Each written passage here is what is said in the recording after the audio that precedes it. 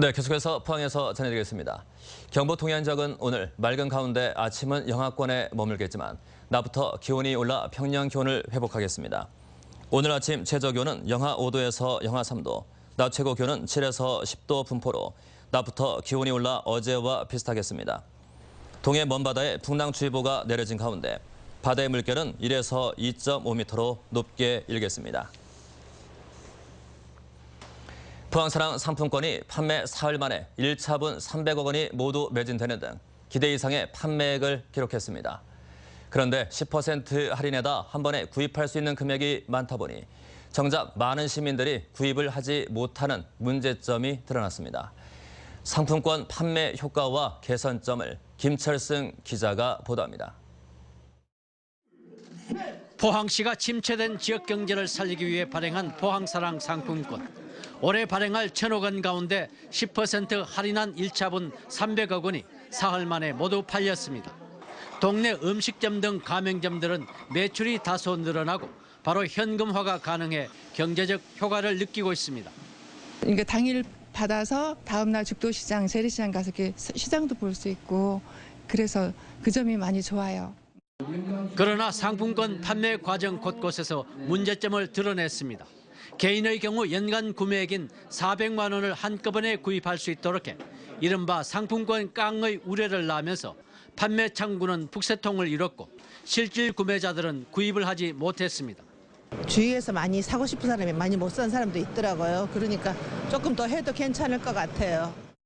실제로 개인 구매액은 265억 원, 구매자는 15,000여 명으로 전체 가구의 7%만 구매한 셈으로 두루 사용하게 하려는 의도가 훼손됐습니다. 포항시는 이 같은 문제점을 개선하기 위해 2차분 300억 원 가운데 오는 10일쯤 판매할 7억 원은 월 한도를 30만 원으로 제한하고 이달 말 발행할 나머지 293억 원은 할인율을 5%로 낮췄습니다. 앞으로 5%로 정하고 그다음 월간 한도액을 정하면 많은 사람들에게 골고루 살 수 있는 기회가 있을 것으로 기대됩니다. 또 가맹점의 한 달 상품권 환전 한도가 1,000만 원밖에 안 돼 매출이 많은 업소가 가맹점 가입을 꺼리는 문제점도 드러나고 있습니다. 일부에서는 외부에서도 구입할 수 있도록 하고 포항, 울산, 경주 등 해오름 동맹 공동 상품권 발행 검토도 제한하고 있습니다. MBC 뉴스 김철승입니다. 경상북도는 국비가 포함된 올해 보육 예산을 지난해보다 7.7%인 335억 원 증액한 4,665억 원으로 편성해 맞춤형 보육 정책을 추진키로 했습니다. 보육 인프라 확충을 위해 현재 139개인 공공형 어린이집을 30개 더 지정하고 5억 원을 들여 울진구와 상주에 국공립 어린이집을 만들기로 했습니다. 또 유아 인성 강사 200명을 더 모집하고 보육교사 근무 여건 개선을 위해 영아반 보조교사 550명을 지원키로 했습니다.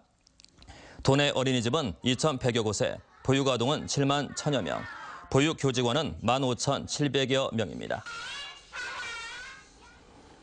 국정역사교과서 연구학교 신청 마감이 오는 10일로 다가온 가운데 경북에선 처음으로 울진의 한 고등학교가 연구학교 신청을 검토 중인 것으로 알려졌습니다. 연구학교 신청을 위해선 전체 교원의 80% 동의를 받은 뒤 학교 운영위원회 심의를 통과해야 합니다. 교육부가 승진 가산점구와 학교당 1,000만 원의 예산 지원을 인센티브로 내걸었고 이영우 교육감이 국정교과서에 찬성 입장을 거듭 표명하면서 추가로 연구학교 신청을 검토하는 학교가 더 늘어날 가능성도 있습니다. 포항시는 포항철강공단의 오염 사고를 예방하기 위해 오는 2020년까지 160억 원을 들여 완충 저류시설을 설치키로 했습니다. 저류시설은 포항철강공단 1, 2, 3단지에 설치되는데 포항시는 다음 달 용역업체를 선정하고 오는 4월 실시 설계에 들어가 2020년까지 완공할 예정입니다. 한편 포항철강공단 1, 2단지의 경우 철강구와 석유화학 등 39개 사업장에서 하루 1,800여 톤의 유해 물질을 배출하고 있고 지난 2015년부터 관련 법률이 개정돼 완충 저류시설 설치가 의무화됐습니다.